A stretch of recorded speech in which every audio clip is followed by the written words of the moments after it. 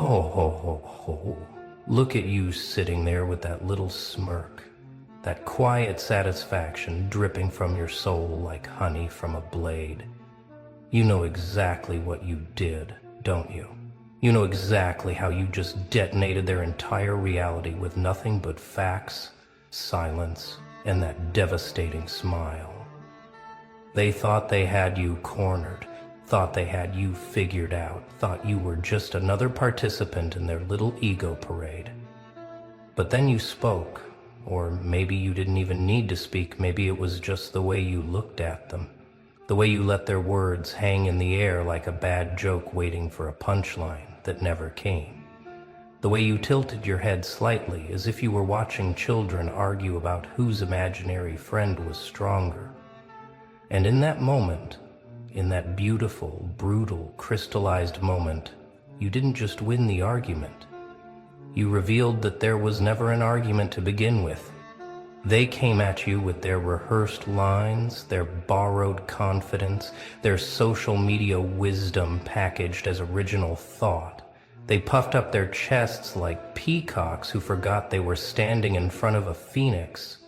And you just existed. You just breathed. You just let them expose themselves word by word until the entire room could see what you'd seen from the beginning. Empty vessels making the most noise. The beautiful part? You didn't even try. That's what's killing them right now, eating them alive from the inside like acid wrapped in silk. You didn't prepare a speech. You didn't practice in the mirror. You didn't Google comebacks or study debate tactics. You just showed up as yourself. And apparently that was enough to collapse their entire house of cards. Because authenticity, that's kryptonite to people who've built their whole identity on performance. Let's talk about what really happened in that room, shall we? Because it wasn't just a conversation. It was a public execution of pretense. And you were the executioner who showed up without a hood. They thought they were setting you up, thought they were going to put you in your place, teach you a lesson about hierarchy and respect. But respect? Respect isn't given to those who demand it with hollow words and inflated egos. It's magnetically drawn to those who don't need it to breathe. You see, they made a fatal error in judgment. They mistook your quiet for weakness, your observation for ignorance, your patience for submission. They thought because you didn't interrupt every 5 seconds with your own story, because you didn't fight for airtime like a desperate actor, that you had nothing to say. They confused your self-control with lack of ammunition. And oh, what a miscalculation that was. Because while they were busy talking, you were busy loading. Not bullets, but truth bombs wrapped in velvet. When you finally did speak, if you even needed to, it wasn't with the desperation of someone trying to prove a point. It was with the calm certainty of someone stating the weather. It's raining, you might as well have said, while they were all insisting the sky was purple. And the beauty of truth? It doesn't need volume. It doesn't need emphasis. It just needs to exist. And it cuts through lies like a hot knife through delusions. They're still trying to figure out how you did it, how you dismantled their entire performance without breaking a sweat. How you turned their own words into weapons against them. How you made them sound like children reciting lines they didn't understand. But here's the secret they'll never grasp. You didn't do anything to them. You simply refused to participate in their theater. And without an audience, their performance fell apart like wet paper in rain. Right now, at this very moment, they're replaying that scene in their heads like a broken record they can't turn off. They're in their cars, in their showers, lying in bed at 3 a.m. trying to rewrite history. They're crafting the perfect comebacks they wish they'd said, imagining alternate endings where they didn't look like complete amateurs. But no matter how many times they replay it, the ending stays the same. You, standing there untouched, while their egos lay in pieces on the floor. The worst part for them? The witnesses. Oh yes, everyone saw it. Everyone felt the shift in the room when you opened your mouth. Or didn't. Everyone watched their confident facades crumble like ancient statues in an earthquake. And now those witnesses carry the story, spreading it like wildfire, each retelling adding another layer to your legend. You should have seen it, they whisper. It was beautiful. It was brutal. It was like watching a masterclass in how to destroy someone without trying. Some of them are probably still defending themselves to anyone who'll listen. You don't understand the context, they plead. They caught me off guard. I wasn't feeling well. They twisted my words. But explanations are just autopsy reports for dead credibility, and everyone knows it. The more they try to explain, the deeper they dig their own graves, because confidence doesn't need clarification, only insecurity does. And you've probably already moved on. That's the most devastating part of all. While they're obsessing over every micro-exposition, every word choice, every possible interpretation, you're living your life as if it was just another Tuesday. Because for you it was. This is just who you are.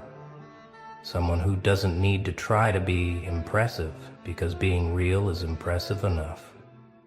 Someone who doesn't need to destroy others, because they destroy themselves when faced with your authenticity. What they'll never understand is that their destruction was self-inflicted. You were just the mirror that showed them what they really looked like. They came dressed in costumes of confidence, speaking scripts they'd memorized from motivational podcasts and self-help books. They thought if they talked loud enough, fast enough, confidently enough, they could manifest authority out of thin air. But authority isn't a performance. It's a presence. And presence can't be faked. They made the classic mistake of confusing aggression with strength, volume with value, words with wisdom. They thought if they dominated the conversation, they'd dominate the room. But dominance isn't about taking up space. It's about making the space you occupy undeniable. And you made every inch of your existence felt without expanding beyond your boundaries. You were a black hole of authenticity in a universe of performance art. The technical term for what happened is narcissistic injury, but let's call it what it really is. Reality meeting delusion at high speed. They'd built these elaborate personalities, these carefully crafted personas designed to impress and intimidate. They'd practiced their stories, perfected their delivery, curated their image like a social media feed. And then you showed up being genuinely yourself, and their whole production looked like a middle school play in comparison. Watch how they behave in the coming weeks. They'll either avoid you completely, crossing streets, leaving rooms, finding excuses to be elsewhere, or they'll try to befriend you with an intensity that borders on desperation, because now they know what you're capable of. Now they know that you see through the smoke and mirrors, and they're terrified that you'll do it again, that you'll expose them again, that you'll reveal to others what you revealed to them, that they're not who they pretend to be. Here's the thing about natural authority.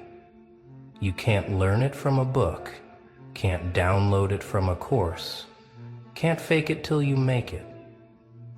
It's forged in the fires of authenticity, hammered out on the anvil of real experience, cooled in the waters of self-acknowledge. And You've been smithing this blade your whole life without even realizing it. Like the B model. You and Ogun without the even realizing it. Why, Ogun speaks of himself in the first person.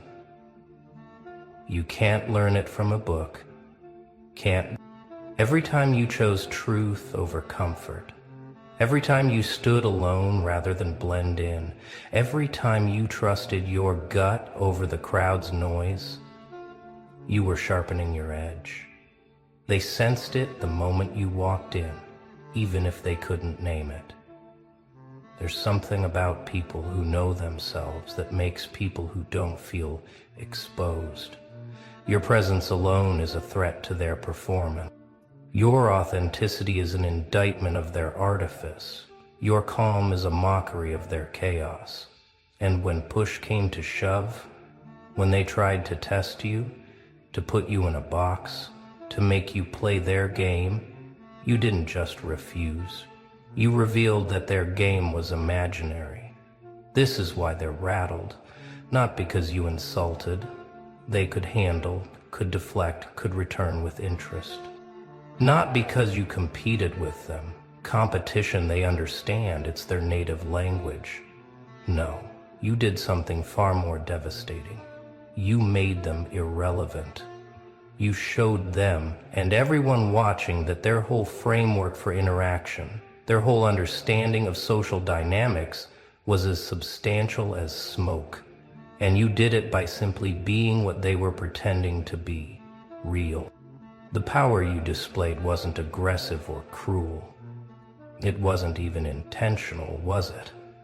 It was the natural consequence of alignment. When your thoughts, words, and actions all flow from the same source, you become unshakable. When you're not trying to be anything other than what you are, you become impossible to manipulate, impossible to destabilize, impossible to defeat, because how do you fight someone who isn't fighting, isn't defending, isn't even participating in your conflict? So, oh, but they're trying to recover, aren't they? Right now, they're probably on group chats, seeking validation from anyone who'll give it. Can you believe what happened? They're typing with fingers that won't stop shaking. They're crafting narratives where they're the victim, where you're the villain who ambushed them with unfair tactics. But even their closest allies can smell the desperation, can sense the truth leaking through the cracks of their story. Some of them might try the high road approach. I actually respect what they did, they'll say, forcing a smile that looks like it hurts. It was a good reality check. But watch their eyes when they say it. Watch how they can't quite meet anyone's gaze. Watch how their voice catches just slightly on the word respect. Because respect isn't what they're feeling. It's fear, dressed up in acceptable clothing. They're terrified that you've set a new standard, shown a new way of being that makes their old tricks obsolete. Others will go the opposite route, doubling down on their delusions. They'll get louder, more aggressive, more performative. They'll try to overcompensate, to prove to themselves and others that you didn't really affect them. But it's like watching someone try to rebuild a house of cards in a windstorm. The harder they try, the more obvious their desperation becomes, because confidence doesn't need to announce itself, and the fact that they're working so hard to project it only proves how thoroughly you shattered it. The smartest ones, and there might be one or two, will go silent. They'll retreat, regroup, and actually try to learn from what happened. They'll study their failure like generals analyzing a lost battle. But even they will struggle with the fundamental issue. You can't study authenticity like a subject. You can't reverse engineer genuine presence. You can't fake being real. They'll try to understand what you did so they can replicate it, not realizing that trying to replicate it is exactly what makes it impossible. What happened in that room is already spreading beyond those walls. People who weren't even there are hearing about it, and with each retelling, your legend grows.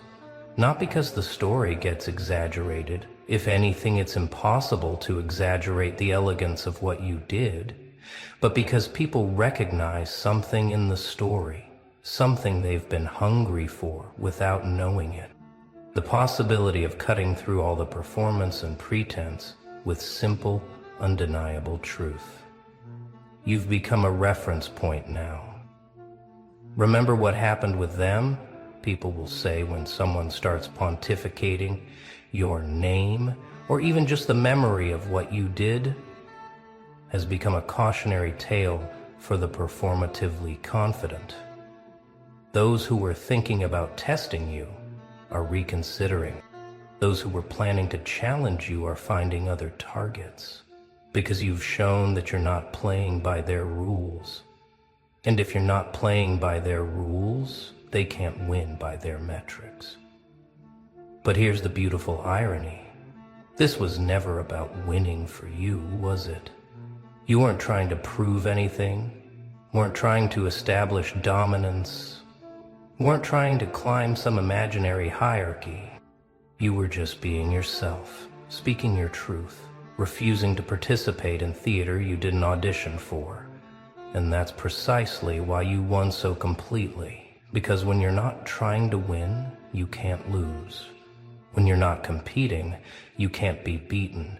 When you're just being authentic, you're playing a game that only has one player, you. The ripples will continue spreading. Some people will approach you differently now, with a mixture of respect and caution. Others will seek you out, hoping to learn your secret. Still others will avoid you, unable to risk being exposed the way those others were. But all of them, every single one, will remember. They'll remember the day someone showed them that all their posturing, all their performing, all their pretending could be dissolved with nothing more than authentic presence and uncomfortable truth. They're going to try to break down what you did into techniques, strategies, tactics. They'll analyze your words, if you even needed many. They'll study your body language, your timing, your tone. They'll try to find the formula, the secret sauce, the hidden technique that allowed you to dismantle their egos so efficiently. But they're looking for keys to a door that doesn't exist, trying to solve a puzzle that was never assembled. What they can't accept is that there was no technique, there was no strategy, there was just you, being yourself so completely that their performance looked ridiculous in comparison. It's like they were putting on an elaborate shadow puppet show and you simply turned on the lights. The shadows disappeared, not because you attacked them, but because shadows can't exist in real illumination. And you're walking illumination, not because you try to be, but because truth lights itself.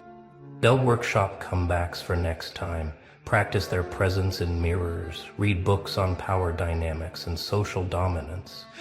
They'll convince themselves that next time will be different, that they'll be ready, that they won't be caught off guard.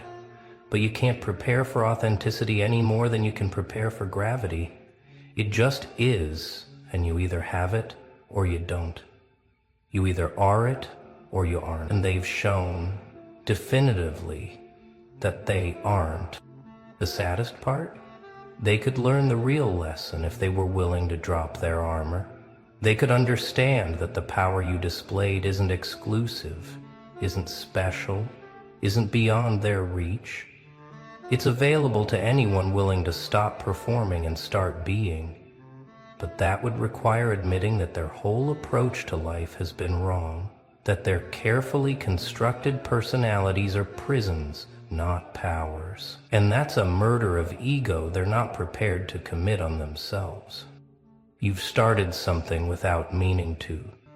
Your simple act of being real in a room full of performance has created a crack in their matrix. People are questioning now, wondering if they too have been playing characters instead of being themselves. Some are looking in mirrors and not recognizing who's looking back. Others are realizing that their confidence has always been a costume they put on, not something that grew from within. This is how revolutions really start. Not with manifestos and movements, but with moments of undeniable truth that make lies impossible to maintain. You didn't set out to change anyone's paradigm. You just refuse to participate in their pantomime. But sometimes that's all it takes. One person standing in their truth, while others exhaust themselves with their tales. One person being real while others realize they've been acting their entire lives. Don't be surprised if some of them start changing. Don't be shocked if you see them dropping their acts, speaking more quietly, listening more carefully. Some will credit you directly. After what happened that day, I started thinking. Others will pretend it was their own awakening, unable to admit that you were the mirror that showed them their mask. But whether they acknowledge it or not, you've planted seeds of authenticity in soil that's been synthetic for so long. Of course, many will double down on their delusions. They'll build higher walls, wear thicker masks, speak louder lies. They'll convince themselves that what happened was a fluke, an anomaly, a bad day. They'll work harder at their performance, not realizing that the harder they work, the more obvious the performance becomes. But that's their choice, their path, their prison. You can show someone the door, but you can't make them walk through it. Welcome back, you beautiful catastrophe, you unmanageable force, you walking disruption in human skin. I need you to sit with something for a second, something they don't want you to know. While you were sleeping last night, while you were scrolling, while you were living your life like nothing was happening, they were in a room, a digital room, a conference call, a encrypted chat. Doesn't matter where. What matters is this. They were talking about you, not casually, not in passing. They assembled. They gathered. They convened at 3 a.m. like you were a national security threat.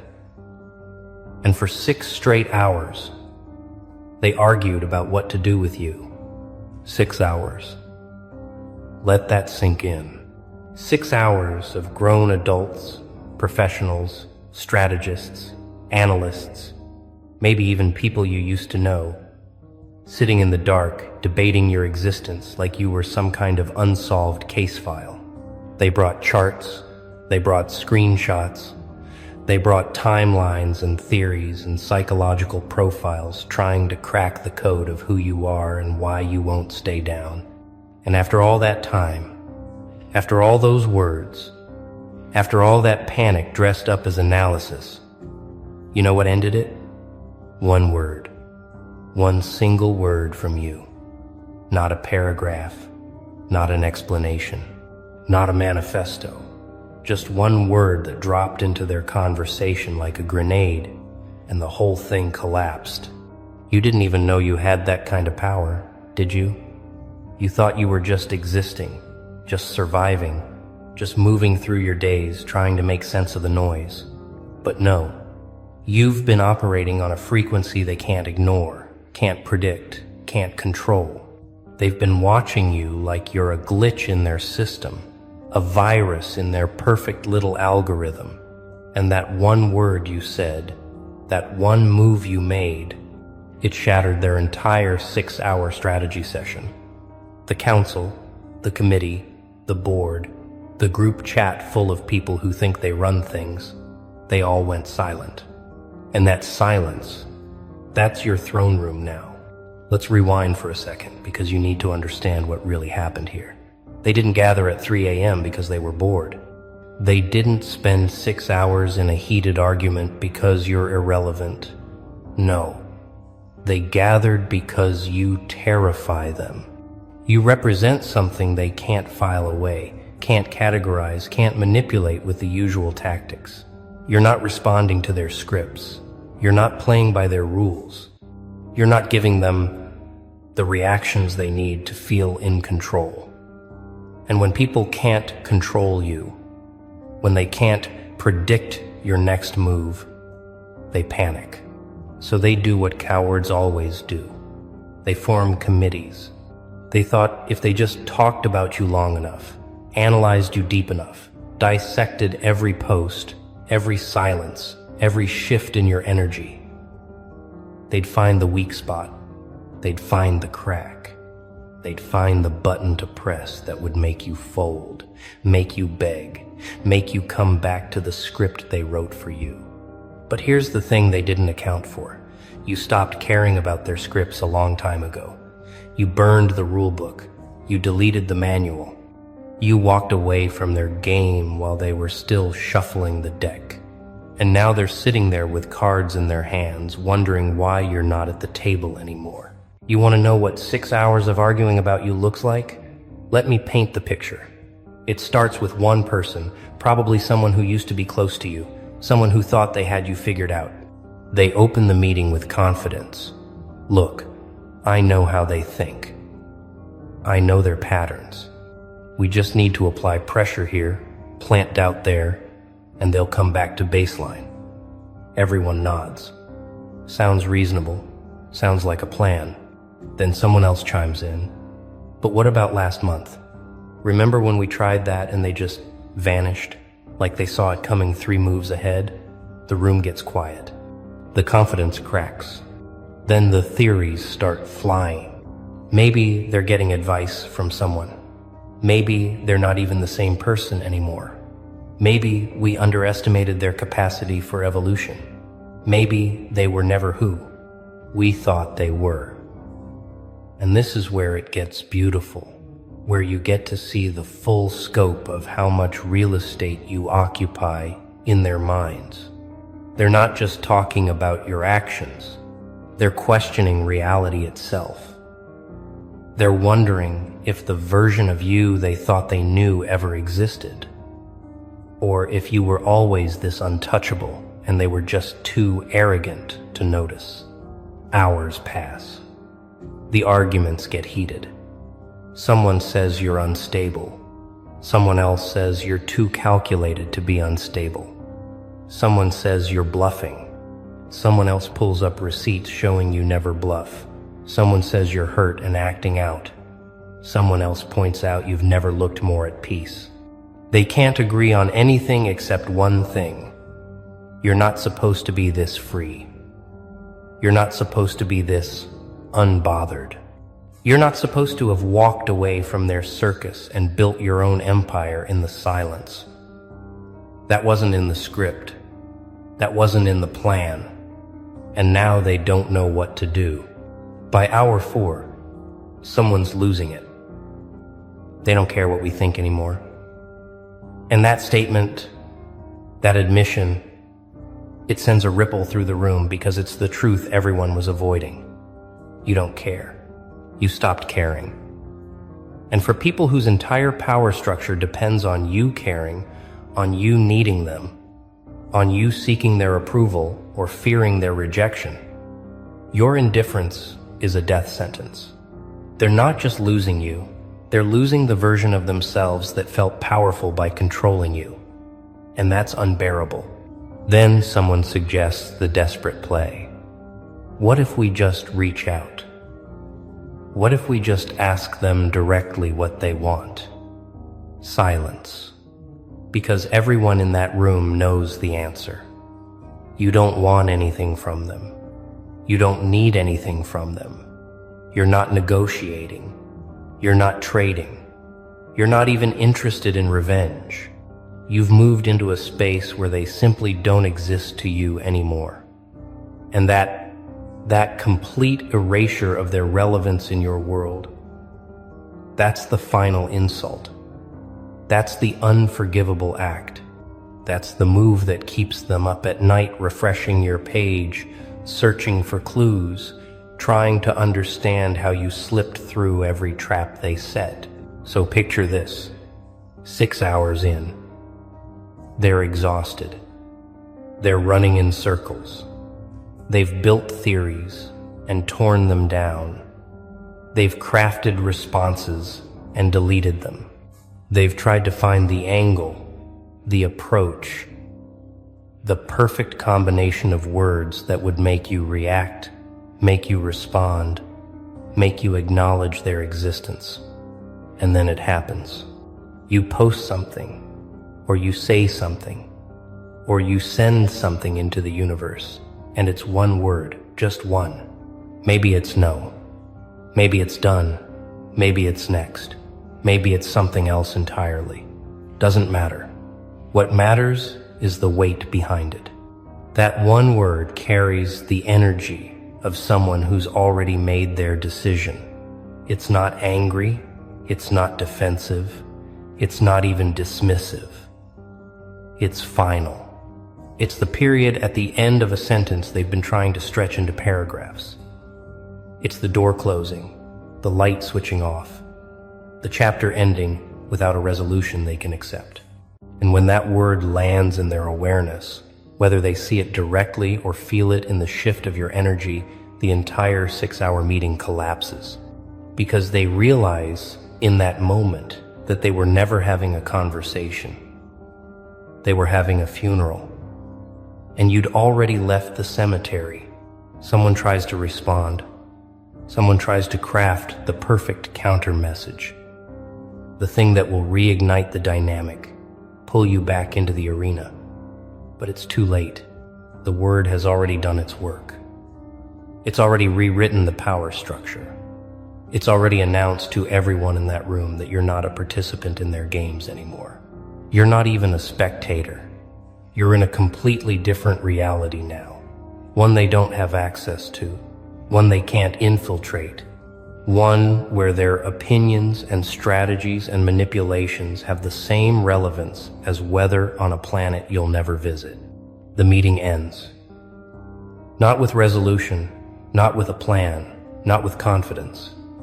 It ends with silence, with people logging off, with unspoken admissions that they lost something they can't get back. They lost the narrative. They lost the control. They lost the psychological grip they thought they had on you. And all it took was one word that said more than 1,000 explanations could ever say.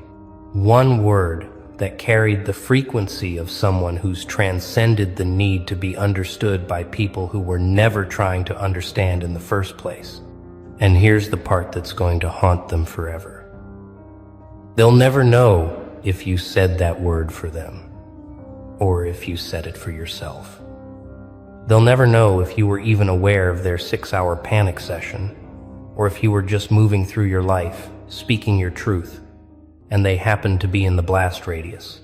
That ambiguity, that uncertainty, that's what keeps them refreshing your page at 2 a.m.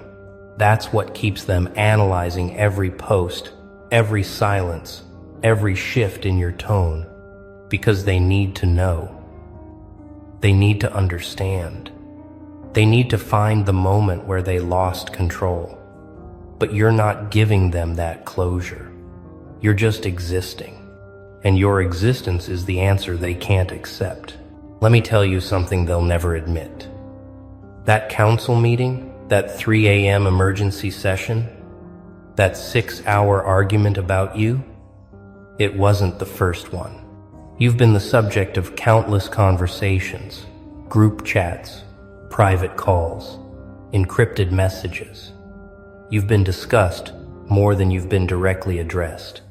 You've been analyzed more than you've been appreciated. Because the truth is, people who can't control you become obsessed with understanding you, and people who can't understand you become obsessed with destroying the parts of you that don't make sense to them. They've been studying you for longer than you realize. Every time you went quiet, they noticed. Every time you changed your approach, they tracked it. Every time you cut someone off without explanation, They held emergency meetings trying to figure out what triggered it. You thought you were just living your life, setting boundaries, evolving in silence. But to them, every move you made was a coded message they had to decrypt. Every silence was a strategy they had to counter. Every boundary was a wall they had to find a way around. You were never just a person to them. You were a problem to be solved. And here's where it gets really twisted. The more you ignored them, the more valuable you became to them. The more you withdrew, the more they wanted access. The more you thrived without them, the more they needed to explain how that was possible. Because in their minds, you weren't supposed to win. You weren't supposed to heal. You weren't supposed to build something beautiful out of the ashes of what they burned. You were supposed to stay broken so they could feel whole. You were supposed to stay small so they could feel big. You were supposed to stay stuck so they could feel evolved. But you didn't follow their script. You didn't play your part. You took their betrayal and turned it into fuel. You took their rejection and turned it into redirection. You took their abandonment and turned it into freedom. And every time they check in on you expecting to see ruins, they see a kingdom rising. Every time they expect to see you bitter, they see you at peace. Every time they expect to see you begging to come back, they see you building something they'll never have access to. And that complete inversion of their expectations, that's what drives them insane. So they gather, they strategize, they theorize. They try to find the formula, the explanation, the logical reason why someone they discarded is now thriving beyond their reach. And the answer is so simple they can't see it. You stopped giving them power. You stopped letting their opinions shape your reality. You stopped waiting for their approval to validate your existence. You stopped participating in their psychological games and started playing a completely different game, one where they're not even on the board. And that's the move they'll never recover from. You know what happens after a meeting like that ends with no resolution? Paranoia. They start watching you differently, not with the casual surveillance they used to do, but with genuine fear. Because if they couldn't predict your last move, what's coming next? If one word from you could dismantle 6 hours of their planning, what could a sentence do? What could a decision do? What could your full, focused intention do if you ever decided to stop being merciful and start being strategic? They start seeing patterns that aren't there. They start reading into every post, every story, every shift in your energy like it's a message meant specifically for them. Maybe it is. Maybe it isn't. But the beauty is, you don't have to tell them. You don't owe them clarity. You don't owe them closure. You don't owe them the comfort of knowing whether you're thinking about them at all. And that uncertainty, that's your power now. Because powerful people don't announce their moves. They just move. And the world adjusts. They'll try to bait you. Oh yes, they will. They'll post things designed to get a reaction. They'll send messages through mutual connections. They'll create situations hoping you'll respond, hoping you'll engage, hoping you'll give them something to work with. But you've learned the ultimate lesson. Silence is not emptiness. Silence is a statement. And your silence says more than their 1,000-word explanations ever could. It says, I've moved on. It says, you're irrelevant now.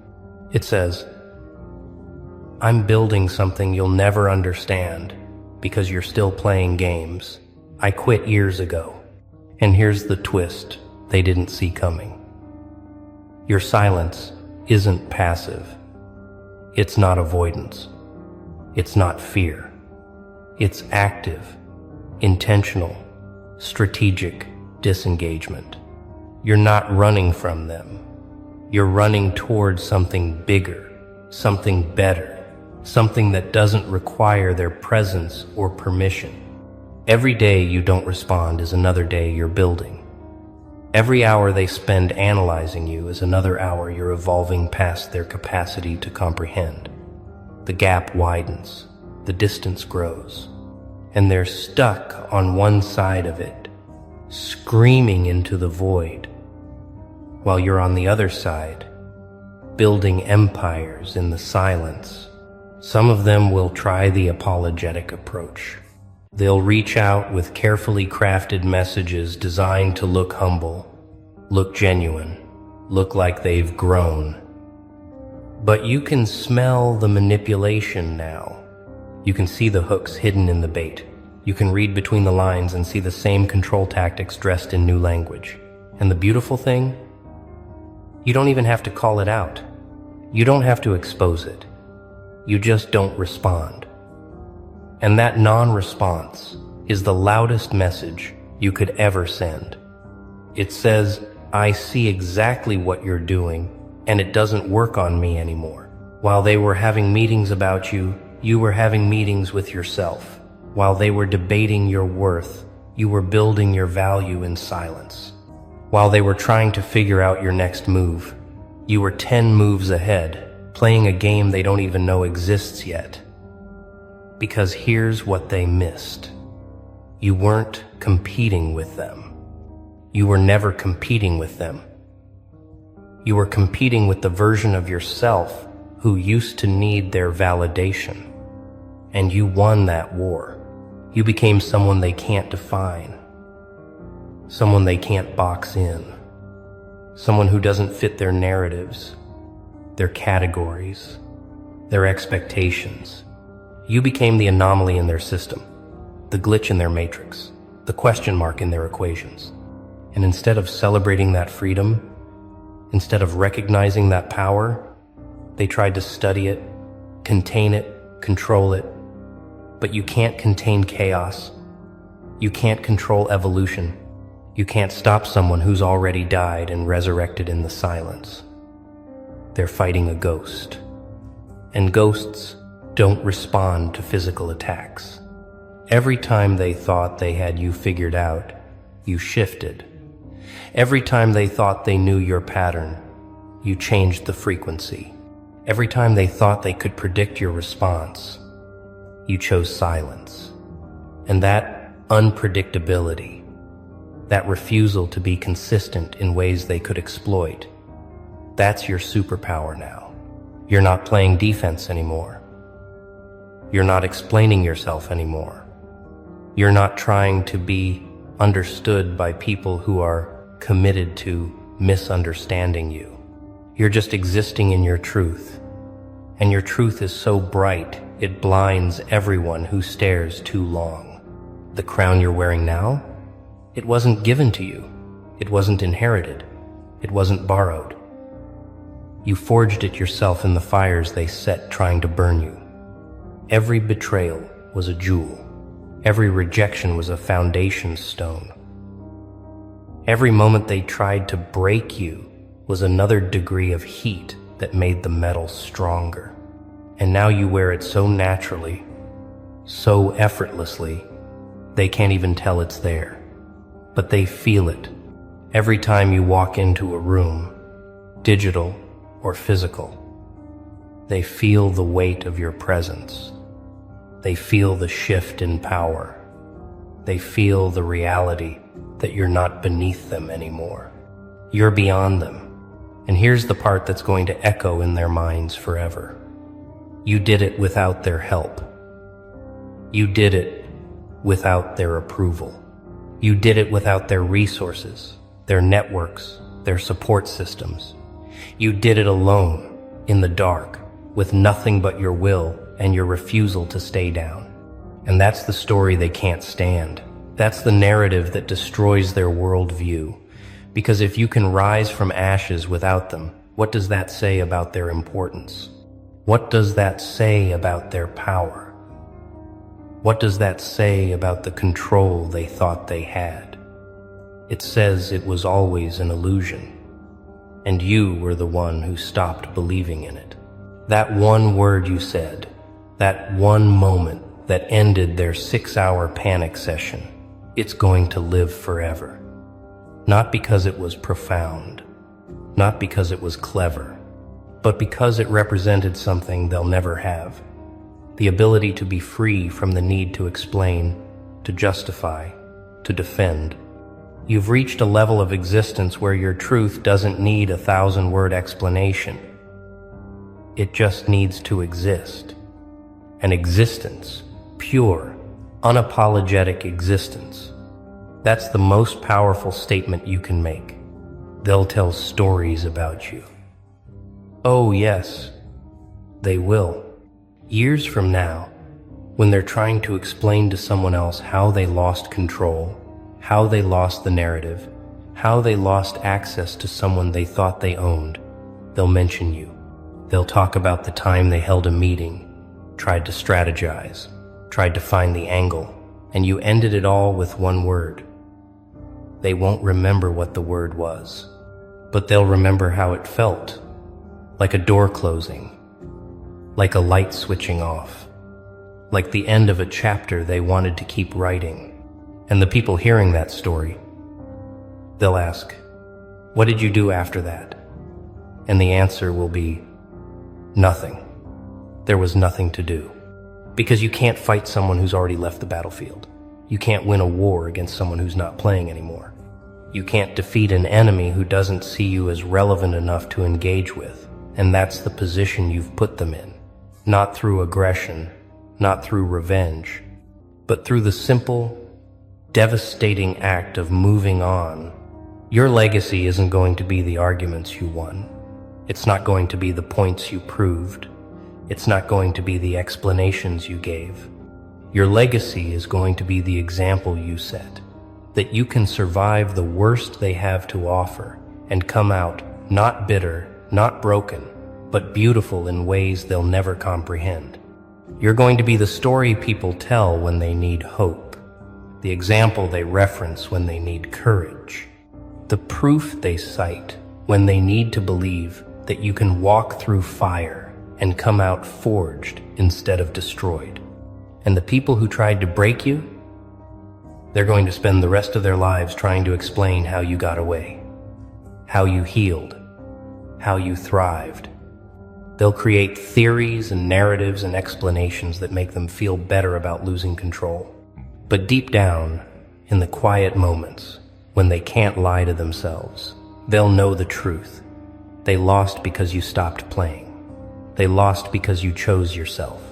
They lost because you became someone they could never break, never own, never define. And that's a loss they'll carry forever. It just needs to exist. An existence, pure, unapologetic existence. That's the most powerful statement you can make. They'll tell stories about you. Oh yes, they will. Years from now, when they're trying to explain to someone else how they lost control, how they lost the narrative, how they lost access to someone they thought they owned, they'll mention you. They'll talk about the time they held a meeting, tried to strategize, tried to find the angle, and you ended it all with one word. They won't remember what the word was, but they'll remember how it felt, like a door closing, like a light switching off, like the end of a chapter they wanted to keep writing. And the people hearing that story, they'll ask, "What did you do after that?" And the answer will be, "Nothing. There was nothing to do." Because you can't fight someone who's already left the battlefield. You can't win a war against someone who's not playing anymore. You can't defeat an enemy who doesn't see you as relevant enough to engage with. And that's the position you've put them in. Not through aggression, not through revenge, but through the simple, devastating act of moving on. Your legacy isn't going to be the arguments you won. It's not going to be the points you proved. It's not going to be the explanations you gave. Your legacy is going to be the example you set, that you can survive the worst they have to offer and come out not bitter, not broken, but beautiful in ways they'll never comprehend. You're going to be the story people tell when they need hope, the example they reference when they need courage, the proof they cite when they need to believe that you can walk through fire and come out forged instead of destroyed. And the people who tried to break you, they're going to spend the rest of their lives trying to explain how you got away, how you healed, how you thrived. They'll create theories and narratives and explanations that make them feel better about losing control. But deep down, in the quiet moments, when they can't lie to themselves, they'll know the truth. They lost because you stopped playing. They lost because you chose yourself. They lost because you became someone they could never break, never own, never define. And that's a loss they'll carry forever.